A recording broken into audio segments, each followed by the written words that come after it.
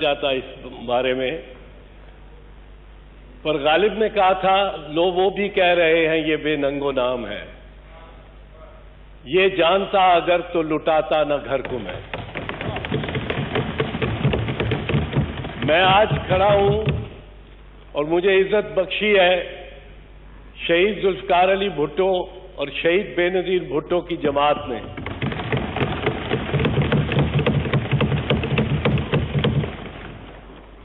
और मैं ये, जैसे मैंने कहा कि यूं तो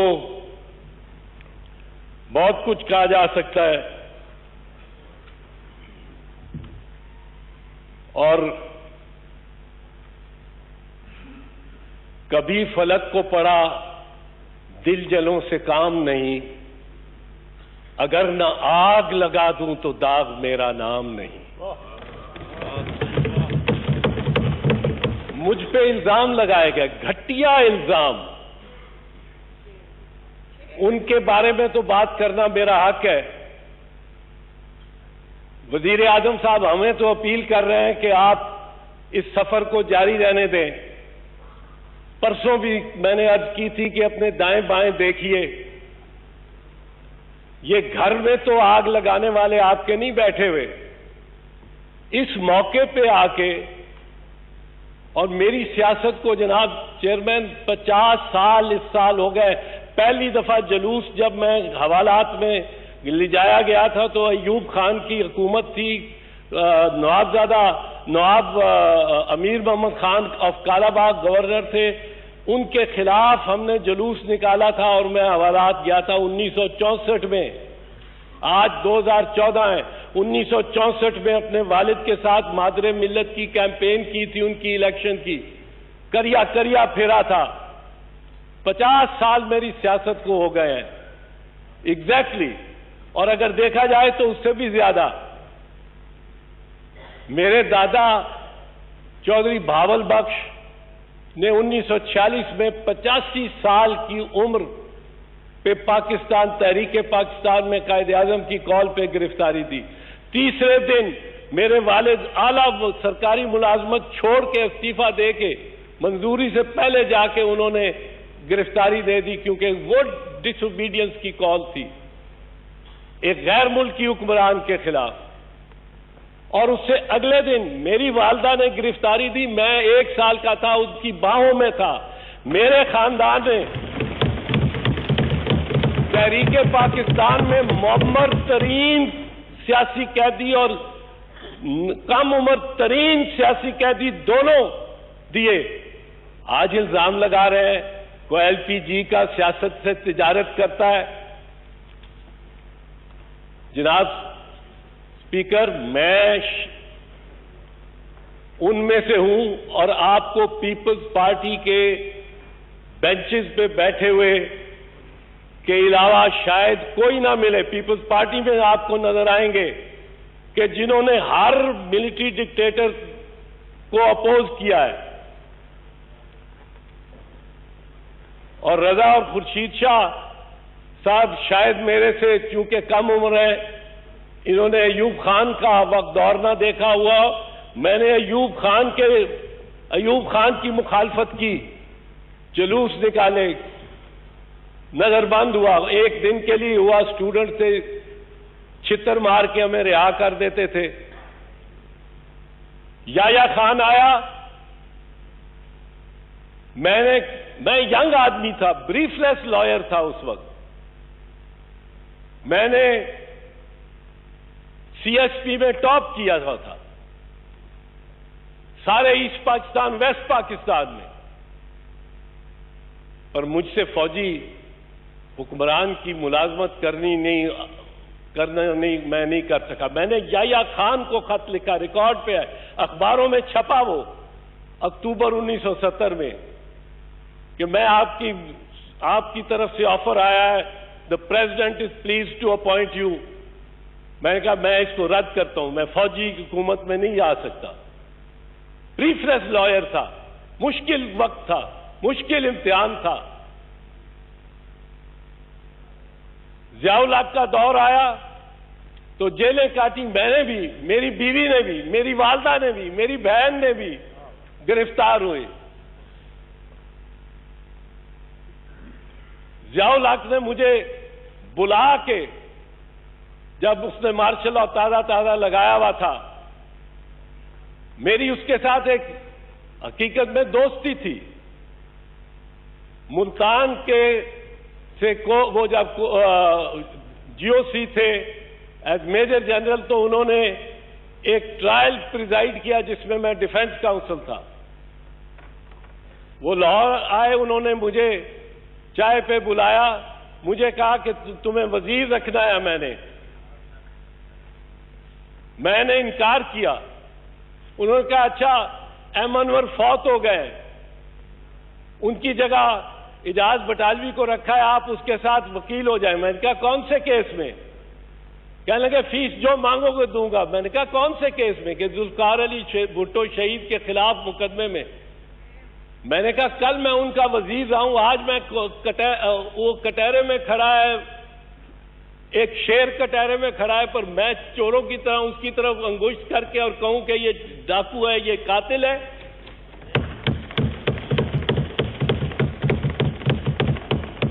और मैंने जिस सीट से इनकार किया वजारत में कि यंग आदमी हमें एक चाहिए, एक यंग आदमी, उस पर एक बहादुर आदमी चला गया था।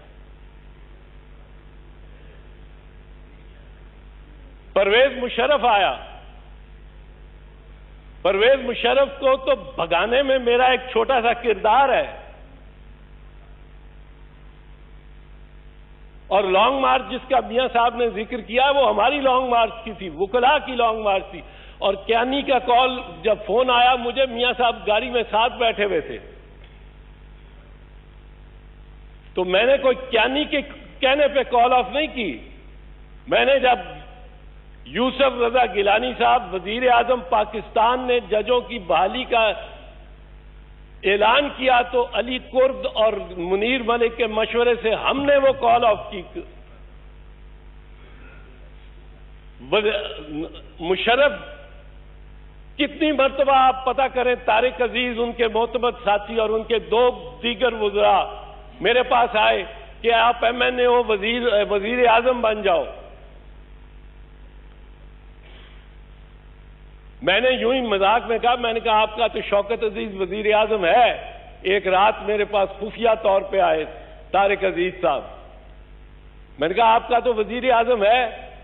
कहने लगे अभी फोन करते हैं, ये टीवी पे चल रहा है, लगाया ऊंचा सा लगा लिया था उन्होंने, आपके टीवी चल रहा है। मेरे अजीज है, मेरे बड़े भाई हैं तारिक अजीज साहब। वो कहने लगे इत्ज़ाज़ अभी आप मुझे एक फोन करने दो, बस क्या हाँ कर दो, और 20 मिनट के अंदर अगर ये पट्टी ना चल गई, ब्रेकिंग न्यूज ना आ गई कि शौकत अजीज ने इस्तीफा दे दिया है, इलेक्ट कराना हमारा काम है, हमारी मेजॉरिटी है उसमें। तो कहने लगे कि अगर 20 मिनट में वो इस्तीफा नहीं देता आप छोड़ दें, आप हमें छोड़ दें। किसकी बात आप कर रहे हैं? मेरी कोशिशों से बहाल हुआ इफ्तिखार मोहम्मद चौधरी, वो मैं उससे बहुत डिसअपॉइंट हुआ, पर मैं उसके आगे केसेस, मेरे पास ब्रीफ केस भर के, सूट केस भर के क्लाइंट्स आने शुरू हो गए कि उसके सामने पेश हो जाओ, पेश हो जाओ।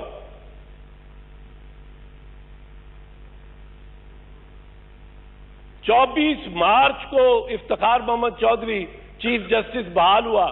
24 मार्च को मेरे पास कराची की पार्टियां आनी शुरू हो गई, कैश ब्लैंक चेक्स लेके, कि हमारा केस उनके आगे लगा हुआ है, पीरजादा शरीफुद्दीन पीरजादा वकील है पर अब आपको करना है, हफीज पीरजादा वकील है पर अब आपको करना है, एहसन जफर साहब वकील है पर अब आपको करना है, खालिद अनवर वकील है पर आपको करना है। बड़े बड़े वकला को छोड़ के मैंने कहा भाई मैं उसके सामने पेश नहीं होऊंगा। मेरे दोस्त नाराज हो गए कई कि तुझे फीस देते हैं, बीच में हमारा हिस्सा भी बन जाएगा, तू लेता क्यों नहीं? मैंने कहा उसके सामने मैंने पेश नहीं होना, उसका मैं वकील रहा हूं, उसको मैंने बहाल कराया है, 2 मरतबा बहाल कराया है। अगर मैंने तजारत करनी होती सियासत की, और ये जो शख्स सियासत को तजारत बना ले ऐसे शख्स की कोई इज्जत नहीं। वो मौका नहीं था मुझे तिजारत करने का, अरबा रुपए में बना सकता था और कई कॉलीग्स ने बनाया। उसी के कुर्सी पे, इफ्तिखार मोहम्मद चौधरी के कुर्सी पे बैठने पे कई कॉलीग्स मेरे अरबपति हो गए। 1970 से टैक्स दे रहा हूं, इनकम टैक्स। आप मेरे पे इल्जाम लगाते हैं लैंड माफिया, अभी आता हूं उस पे भी। वजीर आजम साहब, आपको कल भी कहा था, परसों भी का अर्ज की थी, अपने दाएं बाएं देखें। आप तो माजरत कर लेते हैं, पर उनकी जबान से तो माजरत नहीं। उन्होंने तो आपकी, जब मुझे टेलीफोन किया उसके बाद इंटीरियर मिनिस्ट्री ने फोन कर करके चैनल्स को कहा और लिख के तहरीरन भेजा कि वजीर दाखिला इस अपने बयान पे की तस्दीक करते हैं आपके टेलीफोन के बाद।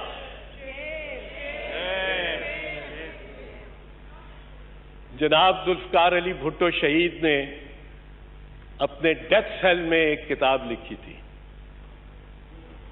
छोटी छोटी पर्चियों पे कोई जाता था, उनको सिगरेट की पर्चियों पे, उन पे इतनी निगरानी थी, सिगरेट की पर्चियों पे भी वो लिख के भेजते थे,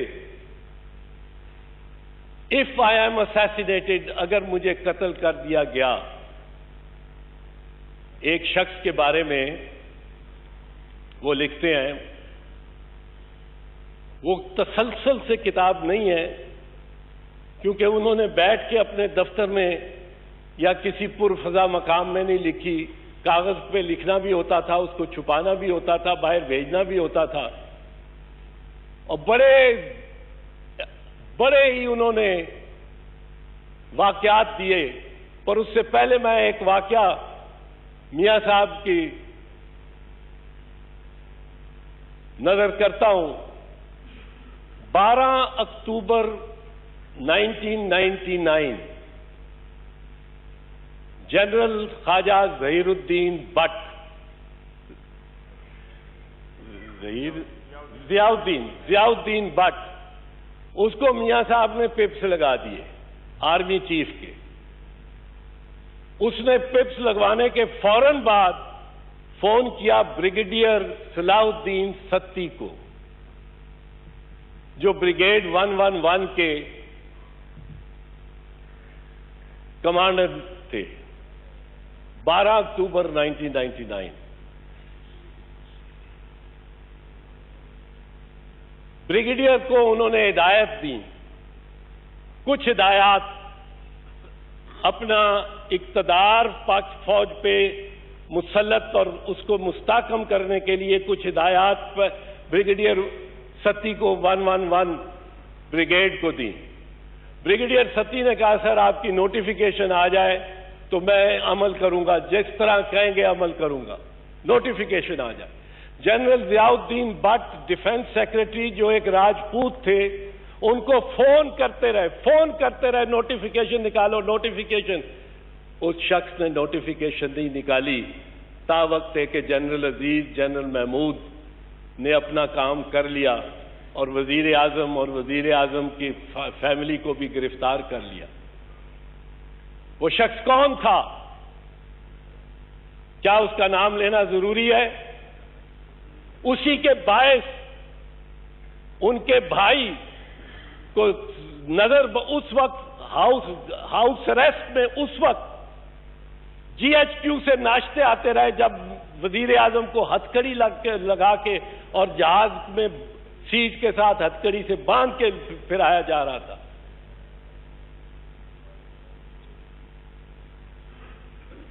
तो जुल्फकार अली भुट्टो शहीद ने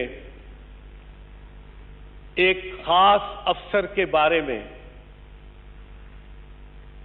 जिनको उनको पता लगा कि उनके बड़े मोतमद, बड़े मोतबर, बड़े सीनियर, बड़े करीबी अफसर थे, वो जब ज़ियाउल हक ने 5 नवंबर का जनरल ज़ियाउल हक ने किया तो वो उनके साथ पाए गए।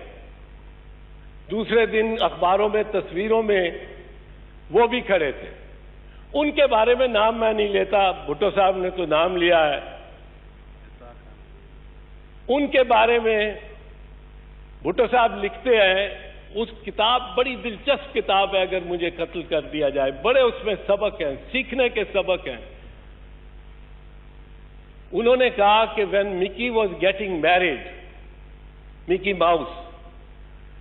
Mouse was getting married,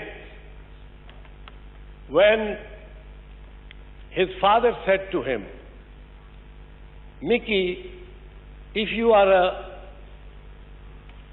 man, you will consummate the marriage in the first night. But if you are a mouse, you will take several days before you consummate the marriage. वो लिखते हैं, the Mickey, he puffed his chest out, he stood on his tail, he removed his wig, and he said, but father, I am not a mouse nor a man. I am a dirty rat. I have already consummated the marriage.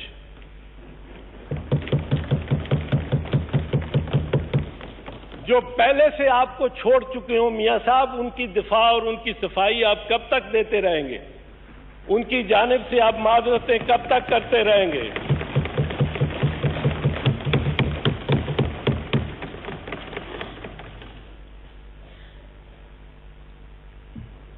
देखने की चीज ये थी कि इन धरनों के खिलाफ जो बाहर हो रहे हैं, तसलसल के साथ तारीखी वाकयात के हवाले से जितनी मैंने गुफ्तगू की है, मीडिया पे की है, सेमिनार्स पे की है, इस फ्लोर पे की है, कहा है आपसे लाख इख्तिलाफात, लेकिन आपका ये हशर हम देख नहीं सकते। और जनाब वजीर आजम, सूरत हाल ये है कि इमरान खान जो बातें कर रहा है वो लोगों के दिलों में तीर हो रही हैं। वो अगर अपना बिस्तर, सामान, अपना कंटेनर, ये सब कुछ वापस भी चला गया तो याद रखिए, सोचने की बात है, उसकी पसपाई नहीं होगी। लोग फिर भी ये कहेंगे कि तू बहादुर है मगर हारे हुए लश्कर में है। आपके और आपके वुज़रा के बारे में तो ये भी नहीं कहेंगे। ये लोग, इनके चेहरे मुरझाए हुए थे, 15 दिन इनके चेहरे मुरझाए रहे हैं। 15 दिन आलम यह था कि इनकी बॉडी लैंग्वेज बता रही थी कि इनके ऊपर आसमान गिरने लगा है। गुलाम भागते फिरते थे मशलें लेकर, महल पे टूटने वाला हो आसमान जैसे, हमने देखा है। अब तो तकरीरें करते हैं 1.5 घंटे की इस पार्लियामेंट में और नकलें उतारते हैं कादरी और इमरान खान की। लेकिन इनकी हालत आपने देखी थी, जब तक पार्लियामेंट आपके पीछे नहीं खड़ी हुई, जब तक ये ऑपोजिशन आपके पीछे नहीं खड़ी हुई, और ये हाउस, ये जॉइंट हाउसेस जो आपकी ताकत बन रहा है, ये किसके मशवरे पे आपने बुलाया? खुर्शीद शाह और एतजाज अहसन, डार साहब इस बात के गवाह हैं। हमने कहा उधर मीटिंगें हो रही हैं और किस्म की, आप अपनी बरादरी को, अपने लोगों को, अपनी पार्लियामेंट को बुलाएं, इनका सेशन करें। और जब ये पार्लियामेंट आपके पीछे खड़ी हो गई तो आपके वुज़रा की बॉडी लैंग्वेज ही बदल गई। जो मैं खदशा, जिसका इजहार करता था खदशे का, जिस खदशे का इजहार करता था और करता हूं, डरता हूं, वसवसे हैं। कल आपने जिक्र किया वजीर आजम साहब कि कल भी एक मामला वाकया हुआ कल आपकी मौजूदगी में वजीर दाखिला ने धमकी आमेज तरीके से मुझे कहा कि आपने बड़ी तनकीद किया, हमने अब्जॉर्ब कर लिया है, पर जवाब देंगे, जवाब दे सकते हैं और जवाब देंगे। जिस पे मैंने सबको मजाकन, मैंने उसको डेसिबल लोअर करने के लिए मैंने ही कहा, मैंने कहा ये कह रहे हैं कि आपने तनकीद बड़ी कर ली है, बहुत कर ली है, पर बच्चू अब ना बोलना। ये बच्चू अब ना बोलने का जो तरीका है, ये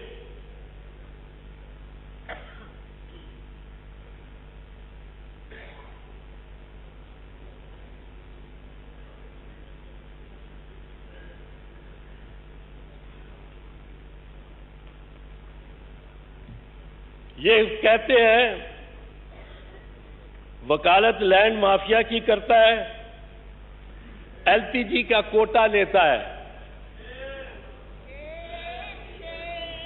लैंड माफिया की वकालत,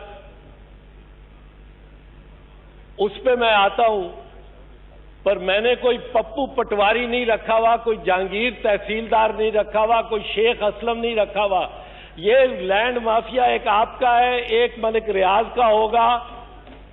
आप दोनों पिंडी में जो इंतकाल हो रहे हैं वो सारे के सारे जब तक पप्पू पटवारी और तहसीलदार जहांगीर ना करें, कोई इंतकाल किसी का हो नहीं सकता, शरीफ आदमी का।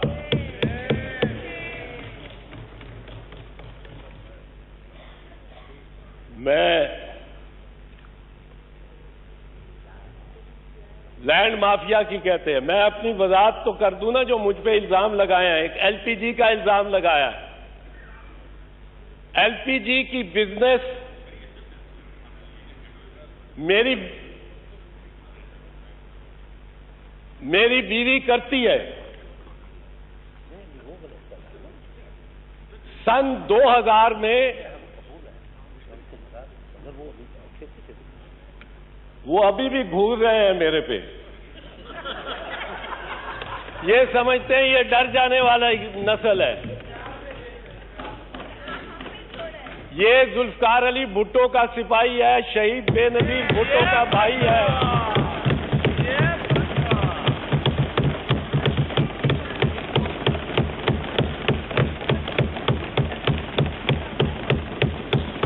बहावल बख्श का पोता है, मोहम्मद हसन अली का बेटा है, रशीदा हसन का बेटा है। ये उधर से आंखें निकाल के मुझे देखते रहे और अब डांट रहे हैं अपनी सारी पार्टी को कि ये बात आपने किया नहीं, कहा नहीं कि एलपीजी का कोटा लिया है। आपको ये इल्म नहीं है, आप पेट्रोलियम मिनिस्टर भी रहे हैं, आपको इल्म नहीं है कि 2000 में ये डीरेगुलेट हो गया था। 2000 में एलपीजी डीरेगुलेट हो गई थी, आपको इल्म नहीं है। Take me to court, I will take you to the cleaner. बात करते हैं, एलपीजी कहते हैं कोटा लिया। सन 2000 में एलपीजी का कारोबार डीरेगुलेट होके सीमेंट फैक्ट्री की तरह हो गया। अभी भी गालियां दे रहे हैं, अभी भी धमकियां दे रहे हैं आप। ये सीखा है इन्होंने, इनका साथ दे के। मैं बात समीना बीवी काइंडली तशरीफ मैं बात कर रहा हूँ, मैं बात कर समीना बीवी, मुझे अपने इल्जाम जो मेरे पे लगाए हैं उनकी तो बात कर लें दो। जो इल्जाम लगाए हैं भाई, इल्जाम जो लगाए हैं मैं उन पे हूँ सिर्फ। मैं एलपीजी का कोटा सन 2000 में डीरेगुलेट हो गया। अगर एलपीजी का कोटा सरकार से होता तो मुशर्रफ के खिलाफ तो मैंने इतनी बड़ी बगावत की थी, इतनी बगावत की थी, मुशर्रफ एलपीजी का कोटा कैंसिल ना कर देता। हो रहा है। जनाब स्पीकर, हाउस को इन ऑर्डर करें। I am speaking as of right on personal explanation. Order in the house. ये वजीर आजम को भी आंखें दिखा रहे हैं, अब मैं इसका क्या कर सकता हूं? दिखा रहे हैं मुशाहिदुल्लाह खान साहब। जी काइंडली जॉय साहब एड्रेस द चेयर। अगर हाउस इन ऑर्डर होगा तो वरना मैं खड़ा रहूंगा खामोश, माइक अपने पास ही रखूंगा, पर I need the house to be in order. इनको सुनने की बर्दाश्त होनी चाहिए। कल कहते हैं, फरमाते हैं हमने बहुत सुना, हमने बहुत एब्जॉर्ब किया। मैंने कहा गवर्नमेंट का काम है एब्जॉर्ब करना। आप वजारतें कर रहे हैं, मराहत ले रहे हैं, आपका काम है एब्जॉर्ब करना। अपोजिशन का काम है तनकीद करना। अब जी तशरीफ रखें जी। अब एलपीजी का कोटा मुशर्रफ कैंसिल ना कर देता, पहला काम ये करता। पर ये प्राइवेट ट्रेड, प्राइवेट बिजनेस है। लैंड माफिया की बात करते हैं। Land mafia biggest land mafia का वकील है और मुआवन है। मेरे क्लाइंट्स में तो चीफ जस्टिस इफ्तिखार मोहम्मद चौधरी भी था। मेरे क्लाइंट्स में तो वजीर आजम पाकिस्तान मियां नवाज शरीफ भी रहे हैं। खबर नहीं, शायद इनकी तरफ लैंड माफिया का इशारा है, मैं तो सोच रहा हूं।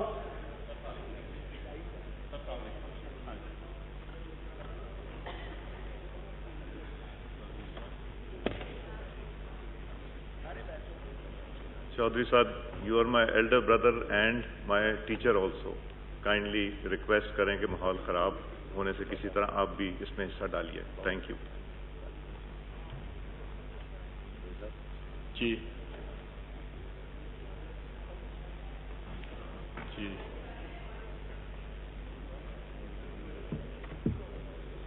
बाहर आज मुश्किल है।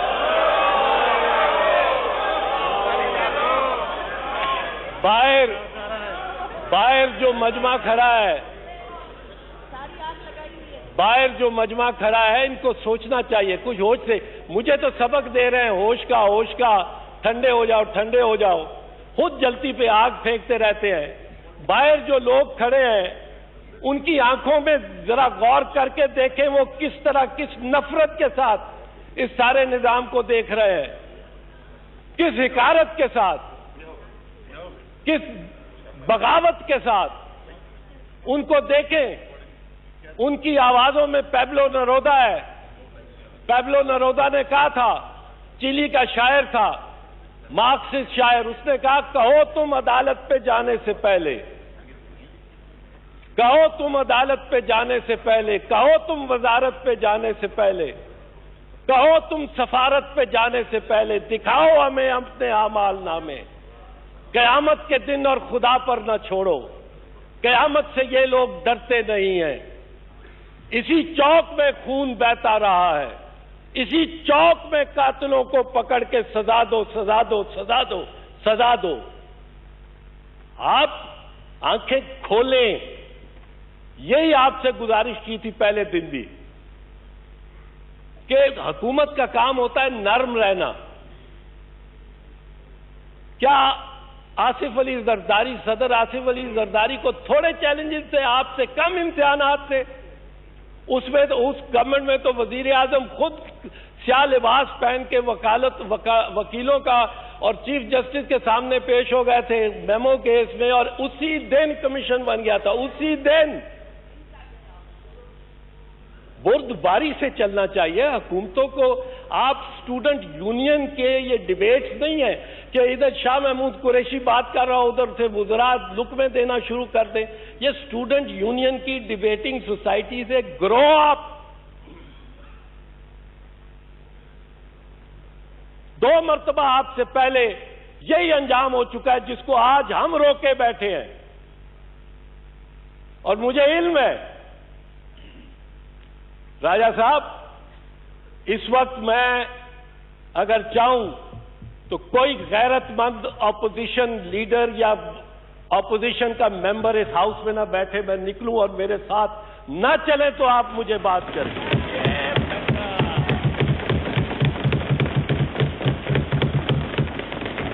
पूछ लें इनसे, एक महमूद खान अचकज़ई शायद रह जाएगा आपके पास,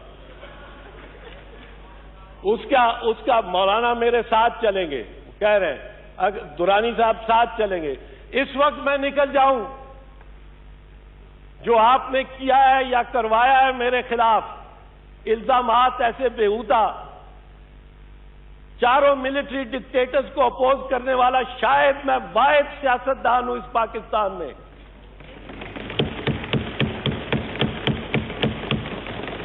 टैक्स अब सबसे ज्यादा शर्तिया कहता हूं, ज्यादा देता हूं।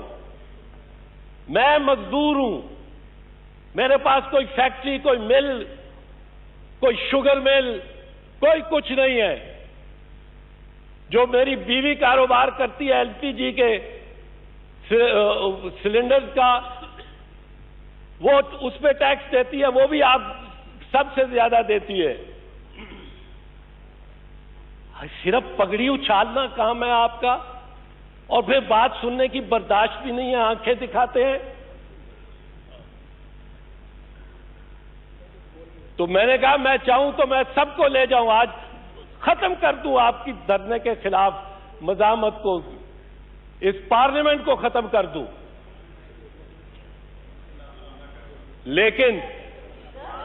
लेकिन मैं समझता हूं कि धरने की सियासत, किसी के गर्दन पे घुटना रख के इस्तीफा मांगने की सियासत गलत है। आपको कहा था आपके साथ खड़े हैं, आपको कहा था कि पीपल्स पार्टी का वर्कर हमसे नाराज है, बगावत कर रहा है। वो कहता है क्यों मियां साहब और उसकी हुकूमत को बचाते हो। आपको कहा था कि ये डर है, ये अंदेशा है कि अगर आप इस इम्तिहान से निकल गए तो आपके वुज़रा ने फिर हमारी विक्टिमाइजेशन शुरू कर देनी है, हमारी बात नहीं सुननी, हम फिर बेबस हो जाएंगे। वो आप तो, आपके वुज़रा तो अभी इम्तिहान से निकले नहीं है, और इनका वतीरा वो है कि वही बता रहे हैं और दिखा रहे हैं अपने असल स्पॉट्स, आंखें दिखाते हैं, इल्जामात लगाते हैं अपनी तरह। अपने इनको इजाजत होनी चाहिए, जिस शरीफ आदमी की पगड़ी उछालनी हो उछाल दो। मेरी हर दूसरे तीसरे साल डिटेल्ड टैक्स की स्क्रूटनी होती रही है, क्योंकि मैं मियां साहब की हुकूमत में भी ऑपोजिशन में रहा हूं, परवेज मुशर्रफ की हुकूमत में भी ऑपोजिशन में रहा हूं, मैं तो तकरीबन अपनी हुकूमत में भी ऑपोजिशन में ही रहा हूं। लेकिन इस तरह आपका रवैया जो है, कुछ सीखें, सबक सीखें। 2 मरतबा आप इसी मकाम पे पहुंचे हैं, पहले इसी मकाम पे, और तीसरी मरतबा भी आपके साथ दाएं बाएं वो ही बैठे हुए हैं। इस इम्तिहान से निकल के खुदारा इस कैबिनेट को रीशफल करना, इतना टैलेंट आपके पास पीछे बैठा हुआ है।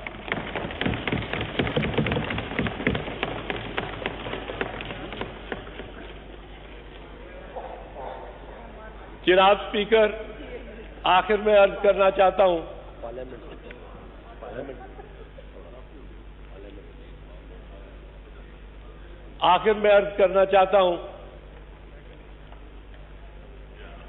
कि मैं इसको सरीअन ज्यादती समझता हूं जो हुई है मेरे साथ। घटिया इल्जामात, बेबुनियाद इल्जामात लगाए गए हैं, लेकिन मैं जमहूरियत और पार्लियामान में ईमान रखने वाला आदमी हूं, और समझता हूं कि मौला अली की रिवायत पे चलते हुए जिस वक्त मैं तलवार चला के इस इमारत को मुनहदम कर सकता हूं, उस वक्त तलवार खींचता हूं वापस, क्योंकि मेरे मुंह पे इन्होंने थूका है। लेकिन ये चांद पे थूकने के मुतरादिफ है। बहुत शुक्रिया।